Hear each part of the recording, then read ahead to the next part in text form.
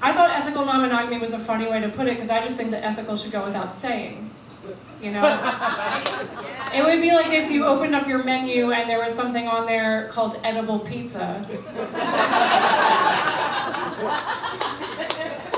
Is it a pizza or does it have a secret girlfriend? Like, what's up with the pizza? Or like, if you got onto your airplane and you were introduced to your non-suicidal flight captain. Yeah, I hope so. Feels like it should go without saying. But sure, put it in the job title. Look, I don't have a problem with people being ethically non-monogamous. I just have a problem with people getting to declare themselves ethical. Nobody's checking that shit, okay? There's no peer review on Tinder, right? Like, are we just believing what people put in their dating profiles? Like, if somebody says no drama, are you like, oh, for sure, that person is that. They said it, so it must be true.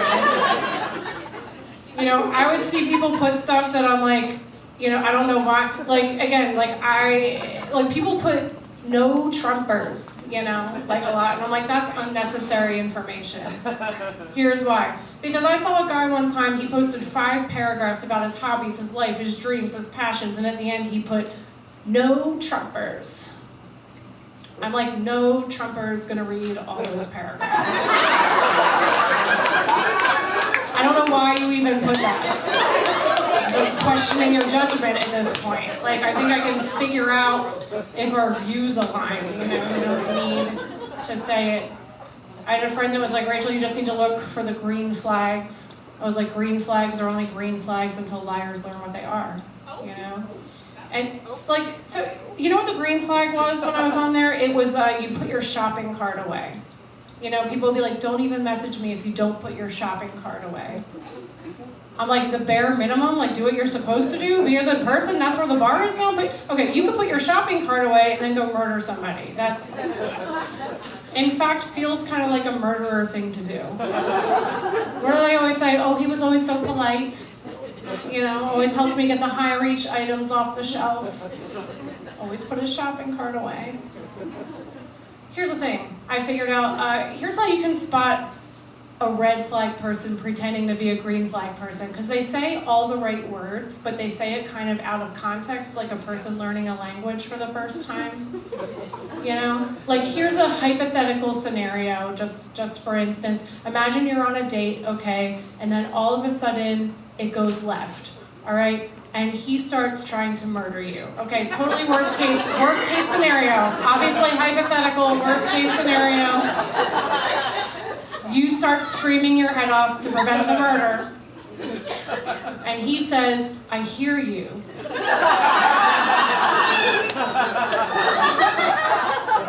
a lot of context. It's like AI, kind of, you know.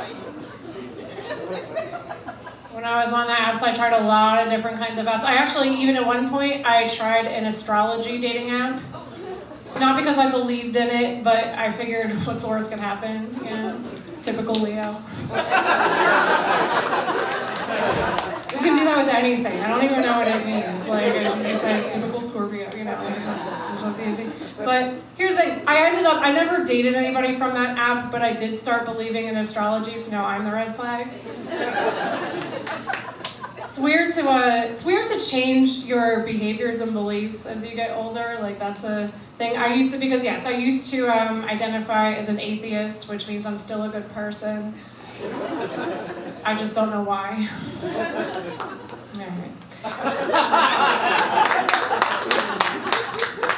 I do have crystals now, so I don't think I'm allowed to be an atheist anymore. I think that's how that works when you sign the manifesto. They're like, if we find you with crystals, that's it. You have to... The thing is, like, there's some atheists that are just, like, more passionate than I expected. They're like, we have to write a 10-page paper to scientifically disprove the existence of God. I'm like, I thought I wouldn't have to do anything. I just thought this would be easy. I'm clearly in the wrong place. So I don't quite know where I fit in.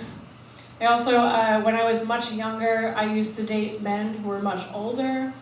That was back before we knew what was bad. Okay? I was born in the 1900s, okay? It's a cute little thing they say about us on TikTok. I don't know if you've heard that. They're like, the 1900s. I'm like, that's fucking mean. You don't need to say it like that, Gen Z. It's not nice. The thing is, it was different. It was different because, like, we didn't have the examples we have now of, like, Leonardo DiCaprio dating 19-year-olds all the time. Okay, our Leo was a different Leo. What's eating Gilbert Grape? Leo. Okay, only a few elder millennials also in there to get that reference. Also, I didn't know it was weird because my parents also had a big age gap, you know? And you know how you don't know something is weird about you until you get made fun of for it as a little kid? Like, I was in 2nd grade, maybe 7 years old, everyone is saying how old their parents were, and I chimed in all excited. I was like, my mom is 30, whatever she was. And then I was like, and my dad is 63. I know, I was not as good at math as you guys are.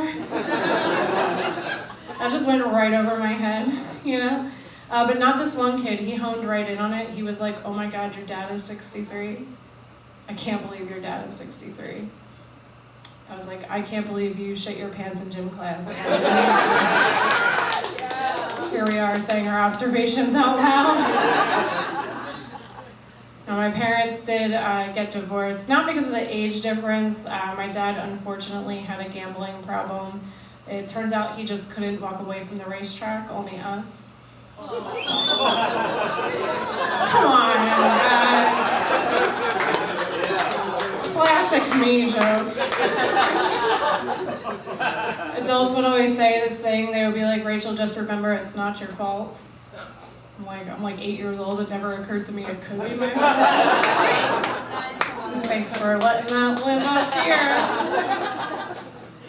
Yeah, I did date older for a long time, but in a surprising twist of events, I have been dating a guy much younger than me. Yeah. It's always an interesting response to that. It is. I'm an elder millennial, like I said. He's Gen Z. It's going good now, but when we first went on a date, we both didn't know what to expect. I wasn't sure what to even talk about. I was like, do you even remember 9/11? He was like, no, but I'll hold space for you if you want to talk about it. So sweet, you know? He's like progressive in a lot of good ways, but he's also like, you know, kind of old-fashioned. It's like I have the best of both worlds. Like, he always holds open the car door, he'll pay the check. You know, he's teaching me to read. Spanish, he's teaching me Spanish.